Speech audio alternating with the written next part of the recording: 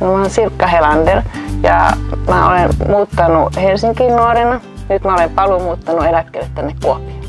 Mä suoritin henkilöautoajokortin Kuopion ajo-opistossa. No, ajokorttiahan mä en ole aikaisemmin tarvinnut, koska mä Helsingissä asuin työpaikan vieressä. Ja nämä kaikki vapaa-ajan matkat kulin minun miehen kanssa. Nyt kun mulle tuli tarve autokouluun, niin mä läksin selailemaan nettisivuja, että niistähän löytyisi Kuopiosta sellainen minulle sopiva autokoulu.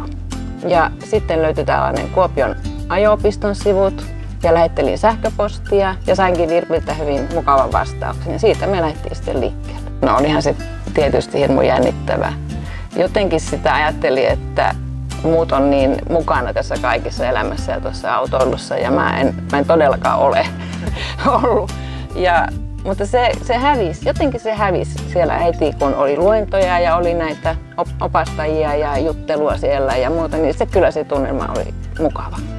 Kuopion ajo-opisto suosittelikin minulle viisaasti ajamista automaattivaihteista korttia. Ja näistä mä keskustelin mun miehen kanssa, joka oli aluksi vastaan sitä, mutta sitten hänkin tuli siihen tulokseen, että kyllähän se voi ohittaa sellaisen yhden hankalan vaiheen. Automaattivaihteisella autolla on todella ollut mukava ajaa ja ilman muuta suosittelen sitä ikätovereilleni, koska siinä jää niin monta vaihetta pois ja ei tarvitse pelätä sitä, että se vaikka pysähtyisi liikennevaloihin. On ollut yllättävän mielenkiintoista ja haastavaa kyllä. Kyllä oli monta ongelmaa ja kyllä mä oon todella joutunut opettamaan varmasti vaikka millä tavalla, mutta se että se on vaan sinnikkäästi menty siihen päämäärään ja hirmu hämmästyttävä koko ajan ollut itselle. Että mähän opin.